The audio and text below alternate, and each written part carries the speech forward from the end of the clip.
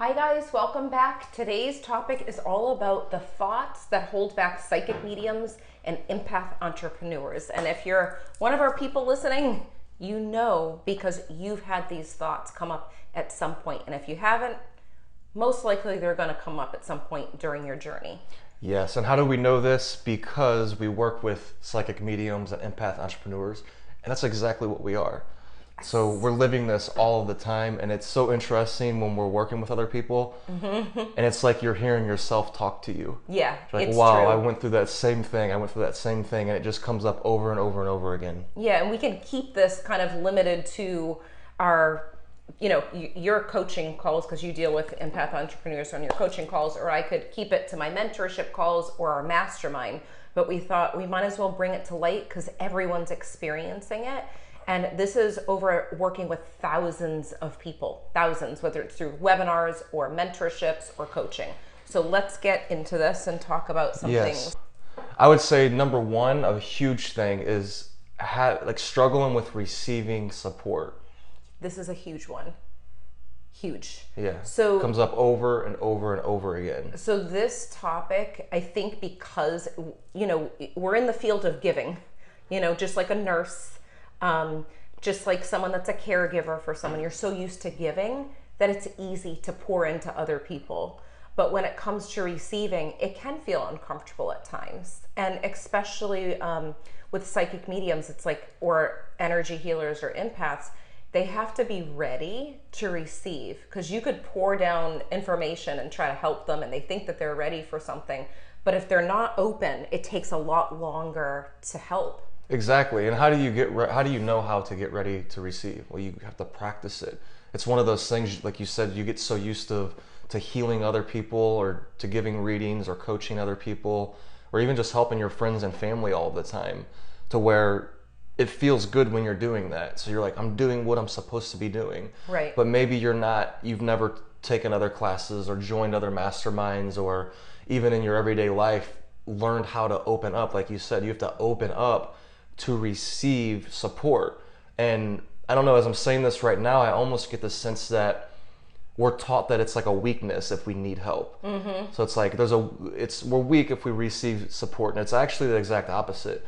If you don't know how to receive and open up, you end up becoming weaker. It ends up leading to burnout. How do I know? Because it's happened to me over the years. And also I know the other end of it, to where when I'm joining other support groups, like either masterminds or classes, just connecting with other like-minded people like me, it fuels me in a way that I can't get any other place. No. And it happens faster, and it happens in a more supportive environment than maybe if we were going in it by ourselves. I think that's the biggest thing, is if you want to go a little bit further and a little bit faster, go with a group of people with the same intention. And that's the big thing.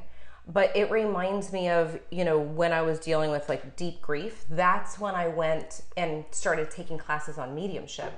So I was at a point where my heart broke open, where I had no energy to give anyone.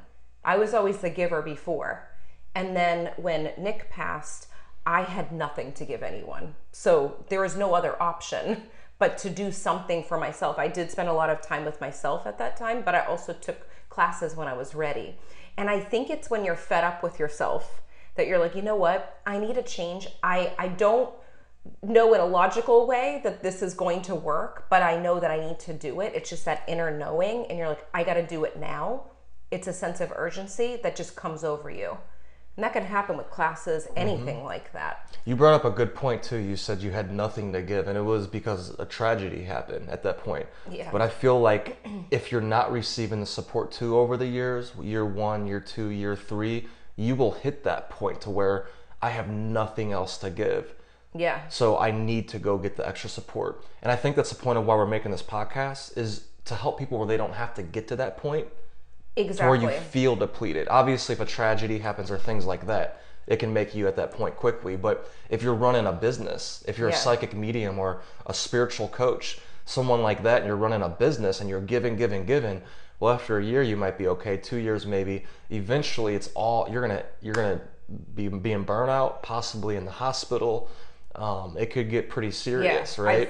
I've heard about a lot of different students that have gone through different events that have taken them places beforehand that they're like, I got to make a change because my body can't handle it or my emotional well-being can't handle it.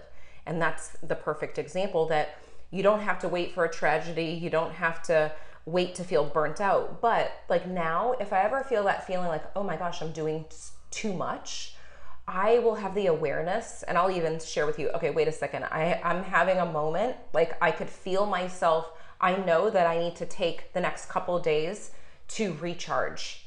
And usually I don't get like that anymore. I set up things so that I don't get to that point. It was more common years ago. Don't you notice that? I do notice it, and it goes with what you're saying because you're checking in. Yeah. So you're making it a habit of checking in. How is my energy? How am I feeling? Yeah. Not how are they feeling? How can I heal them? You're doing that also, but you're also balancing it out with how am I feeling in the moment? Because the thing is, you are valuable. You're just as valuable as everybody else, and you need to know that. You need to know that I am worth being healed from other people, right?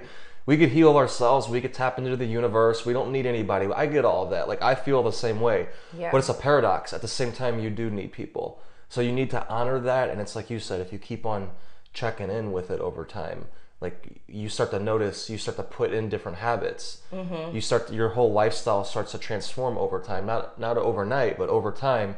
And eventually, you don't get to that point of burnout. You never even get close to it. You just know, okay, like I can relate to what you're saying. Like I'm at that point almost right now where it's like I need a couple of days just to relax, like go to the beach or ride a bike or whatever it is for you, just to process everything and connect and allow your body to heal the same way you would if you worked out really hard at the gym on your legs. Yeah. Obviously, you don't want to work out your legs the very next day really hard. You need to give them a time to heal and recover. Well, it's reminding me, because we should bring this up too. This is like a huge thing if you guys are listening. We didn't have our episode last week. I think it was last week, because we had our psychic medium retreat, which was absolutely amazing. Hard to put into words. The people that are listening, you may have attended the retreat, but there were so many shifts that took place within our clients, but also within us too. So after that retreat for me, I honored myself and I let myself, sleep. I slept for 12 hours one day. I felt like there was an attunement taking place too during the whole process. I also went to get reflexology, and Tony and I reflected on the retreat. We took time to do that. And I feel like if you can set these things up beforehand, that's the most important thing. Like I made sure my schedule was free that week where I didn't have anything going on with clients after that. And I went the exact opposite way to where I jumped right into another mastermind, like as a student this time, to fuel myself. And it worked because I was in the most of the time there I was receiving. There were some of the times, because it was a coaching mastermind, to where I had to coach, and I'll be honest, like I was ready just to receive all week at this point. Yeah. But it balanced me out, it recharged me. But like I said, I just finished that. It was like 8 days straight after our retreat. And now I'm at the point where I'm ready just to go be free on a beach and like process all these connections I made at the retreat, all the connections I made during the coaching mastermind. And you're exactly right. It's like crafting out your schedule to where like after you do a big event or whatever it is, whatever's big for you, meaning like you're using a lot of your energy, even if it's just a call, like, you have calls Tuesday, Wednesday, Thursdays. Well, you're not going to overschedule yourself on those days. You're going to give yourself time. Or after a retreat or a big event, you're going to give yourself time, a couple of days or whatever works for you. What works for us may not work for you. So you got to figure out what that is for you. And before we did the retreat, we did our 90-day business mastermind, which was amazing because the same people that were in the mastermind, they came to the retreat. So they got to meet each other in person, and it was just very magical. But these moments, there was a point of sharing that piece too, was all of the people that attended the retreat and all the people that were in the business mastermind were shocked at what took place within the 90 days of the mastermind, what took place in that weekend at the retreat. Because when you have more than one person in a room with the same intention, two or more minds together, magic occurs and a third mind comes in. We say this all the time. We said it during our wedding vows too, that there's power in that and magic takes place. It's not just a phrase to say, it's actually true. And if you have been a part of a mastermind that has felt very powerful to you with the same intention, pure intentions to take you to that next level, you know exactly what we're talking about. And when we work with people, we want to hold that space so that they can have those magical moments, but we have just as many magical moments too. We do, and it's like you're saying, it's not just from us. Like, we're blessed to have like beautiful souls just come into our existence, you know, come into our retreats, our masterminds, and all of them together, everybody together, it creates, if you've experienced it before, you know, it's hard to put in words, which is why it's hard for us to put in words right now, but the best word I could put on it is magic. It's a magical experience. It's transformational. Yeah, you learn some information too. That's powerful. A lot of information. Right? A lot of information. Felt. But the energy shift, the way that your world shifts, the way that you see your world starts to shift and your whole world transforms. It's a transformational experience. And that's why we love doing it. And that's why we have another one coming up starting May 18th. May 18th. And we love these. Masterminds are so powerful, and it goes with receiving because, do we just host our own masterminds and just give? No, we join other masterminds too. We receive. So we love them for all of the glory and the magic that comes with it, and then also helping the people receive, right? Helping our people learn how to receive, because we learned and we understand that if you want to keep impacting more and more people, or not even more and more, but impacting people at a deeper level with each person that comes into your existence, you need to learn this game of receiving. Exactly. And it goes along with the other mindset thing that can come up with psychic mediums or empath entrepreneurs, is the idea that every single person that you tell information to is going to receive it like you. They're going to get it like you did. So if you go to a mastermind, you go to a retreat, you go to a class, you get all pumped up and you think just by sharing that information, it's going to change someone. That's a big mindset trap that can come up with psychic mediums and empath entrepreneurs, because you want to share all of this information with people that you love, that that you're friends with, but it's almost like all of those dreams that you want to share with them doesn't always get received in the same way that you want them to. Yeah, so that exactly. can come up. That could really feel like a heaviness, not knowing where to go. Well, it's like you're trying to share your insight with other people, and it's impossible to do. Yeah. Because that's your insight. That's your shift. That's your energy. You're seeing the world in a new way. Yeah, sometimes you can give that to somebody else if they're open to it, but most of the time they're not going to.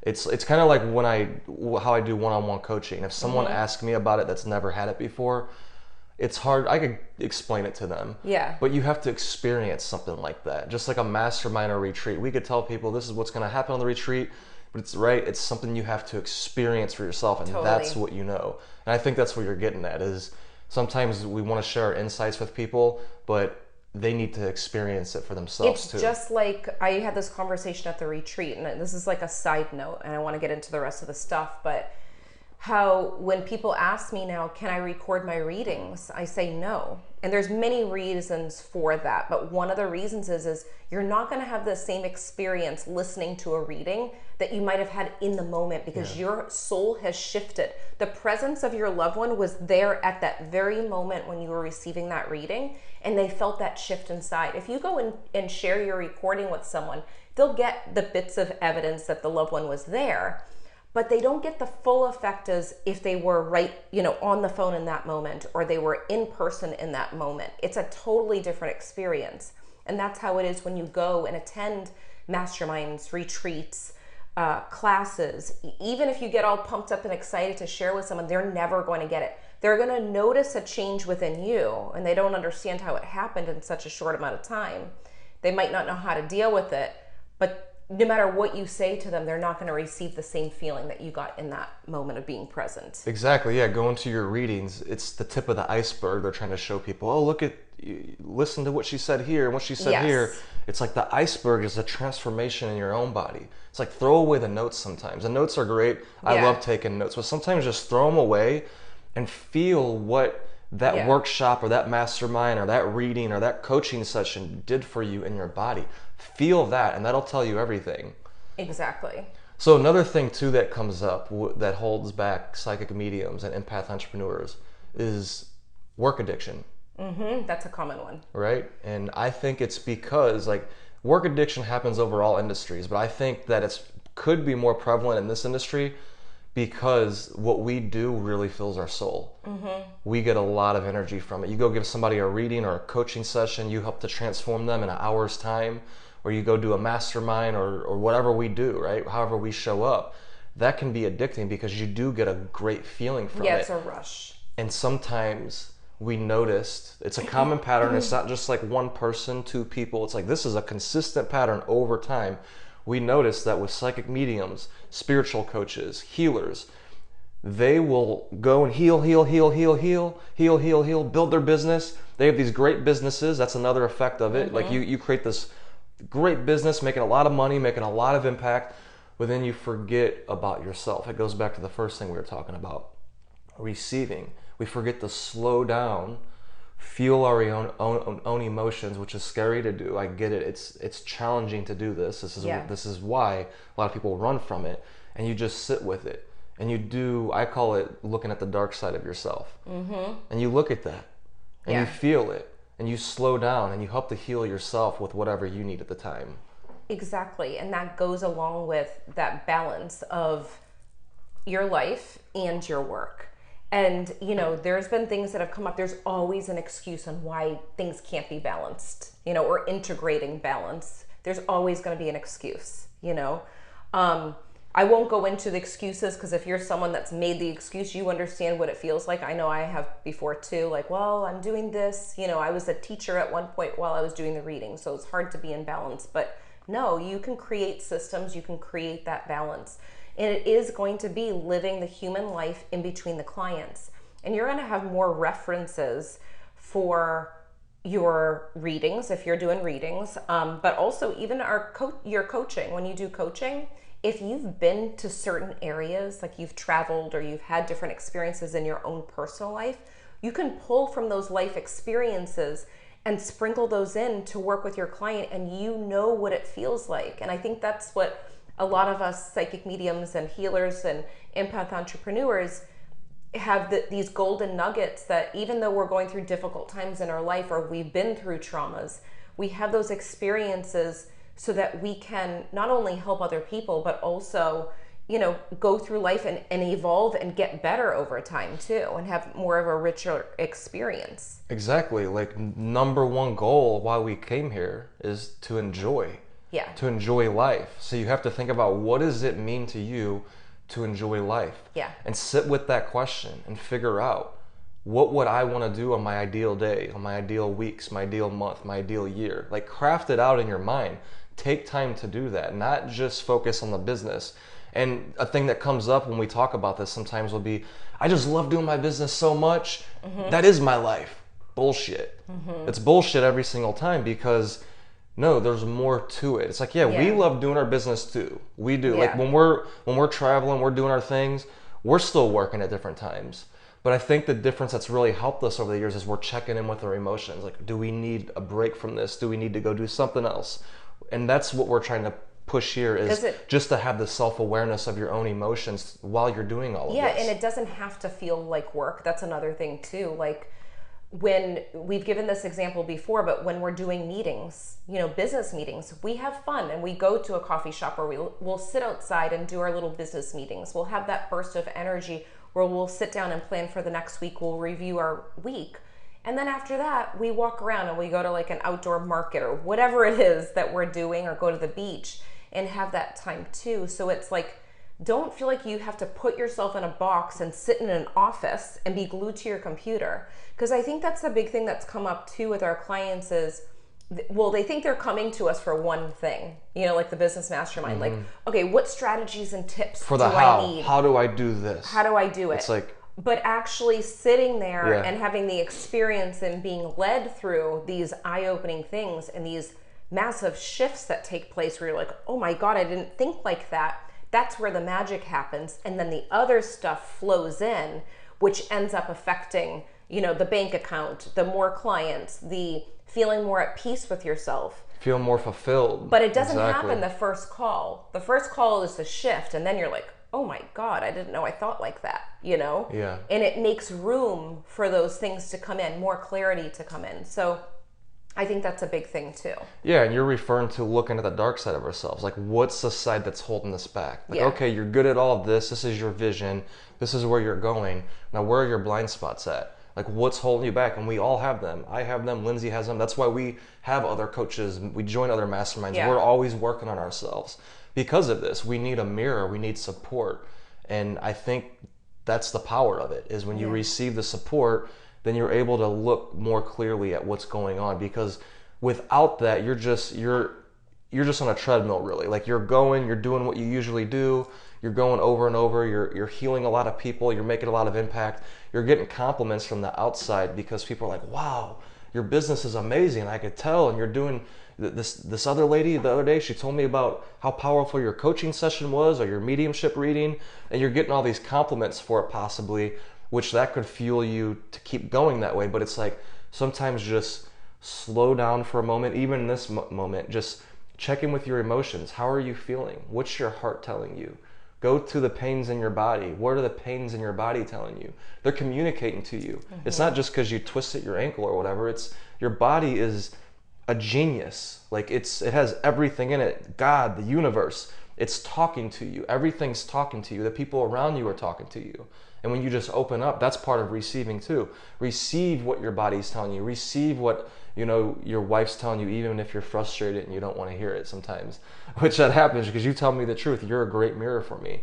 So I think the more I figured out, the more that I receive and open up my heart, the easier my life gets. Is it easy to open up my heart and receive every single time? No, it's not. Like, over the 8 days I was doing the mastermind call, we had a question that was actually, it was asked by this lady that was in there, and she said, how does your heart feel right now? And we all got to go through and tell, and I was like, honestly, and you have to be honest, you can't lie and be like, it feels great. And like, in that moment, I was like, my heart feels tender right now. It feels raw. It feels vulnerable, open.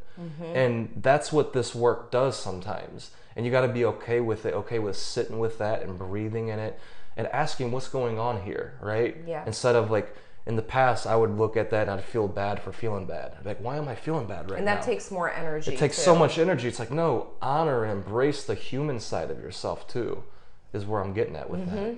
That's a good point. That is very important. And I think the other thing that comes up so commonly is you have to do everything like everyone else. So if you kind of look around and see other entrepreneurs and you're like, I like the way that they did this, and that's the only way that it works, you're going to be putting yourself in a box and it's going to fizzle out. So the biggest thing is to really tune into, like, to have time to be creative yourself and tune into that. Like, what feels right and resonates with me, and think, like, stop paying attention to the noise of everything that looks good around you, because everyone is creating from their soul. So if you look at everyone else and how they're creating, you are going to get so distracted on what's coming from your soul. And there's an imprint that comes out from you that needs to be delivered to other people. And if you just pay attention to what everyone else is doing and say that worked for them, I'm going to do that, it's not going to be the same effect. It's just like perfume. One person can wear a perfume, the scent smells different on different skin. Like, you walk into you smell. No, I'm joking. So it's really important. I think that's what people get. There's so many duplicates out there, but not being creative from your soul.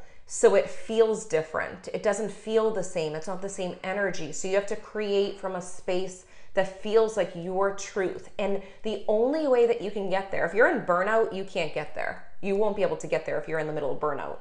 The only way that you can get there is to quiet your mind and really be living your life outside of the work. And it's going to be taking a step back from, and I'm putting in quotes, work, and get out in nature, take a walk, like, set the intention that you're going to receive, and start taking notes on that. And this comes up with every entrepreneur that I've worked with. They think they have to do it a certain way. You don't have to.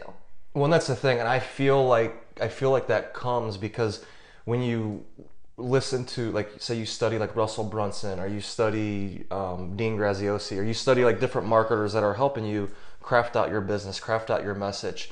Well, sometimes they'll speak in a way to where you take it wrong. They'll speak in a way because they're so sold on their process. This way is the way. You'll get to $1 million this way. And, you know, it's not against them. They're great. Like Russell and Dean are awesome. I love studying them. Yeah. But I think what you're saying is like taking all of what you're learning. Like you're learning, obviously. Like you want to learn about different things. Definitely. But you take them, you feel what feels right to you, you try it out, you experiment with it, you add your own touch to it. And all of that takes time, right? Instead of just, oh, this is the right way. This is the right way. This is the only way. The essence of creation, really. Yeah. Like, so there's ways to go in and like learn how to do a funnel, you know, with an email funnel or something, like getting into like tech stuff. There's ways to do that. Like the only way is to follow the directions, you know, to do technology. But when it comes to getting people into a webinar, it might be different for everyone. So taking pieces, the essence of your creation, like creating posts, creating courses, the essence of that, like tap into your stories, tap into what feels right to you. That's like more of the piece to know that, like, the technology piece, the funnels, like you don't have to go that direction, but tap into it. Like, don't feel like you have to do everything exactly like you mentioned with all these different people. Yeah, that makes sense. Yeah, take it all in and then make it your own, right? Do what feels right to you. Like over my journey the last 5 years, I tried out a lot of different things, right? I tried out webinars, I tried out different funnels, I tried out all these different things. And over time, I only found out what resonates with me through trying it out, through experimentation. And then also going with like the creative outlet of it, like creating posts or creating this podcast. Like right now, we're speaking from our heart. We're speaking from our soul on this. We're talking about a topic that may have been talked about on other podcast episodes, but we're making it our own. We're not thinking that, oh, since we're talking about this, we have to share it in a certain way. Matter of fact, we just speak from our heart. We find a topic, and then most of the time, we might take, 3 different notes on it. This one, we didn't take any notes. We're just speaking from our experience. And that's what's powerful too, is like, tap into your experience with your clients, tap into your experience with your life, create more in-depth experiences in your life and with your clients. So like we did with the retreat, you know, connecting with your clients in person. We like to create experiences for ourselves, like we're going to do this summer, you know, like we do every summer and throughout the year. We'll take random trips. So have more deep experiences, so then you could have more deep content and more stories to share with people. That's exactly the point, is like bringing those things together. Mm-hmm. This is a topic that we could talk so much longer about, but I know that that would be like 2 hours more, 3 hours more. Two. Yeah, we'll have to at some point do a part 2. But we want to hear from you. Have you ever experienced any of these things that have kind of come up in your mind throughout your journey? But also, we want to remind you that on May 18th, that's when we're starting our next business mastermind, 90 days. And the next possibility to join with us will be in 2023. So if you are someone that wants to be one of the 5 to work together, then you can apply at lindsaymarino.com and just click on the Learn with Lindsay tab, and you'll see the 90-day business mastermind on there. We hope you enjoy the rest of your day.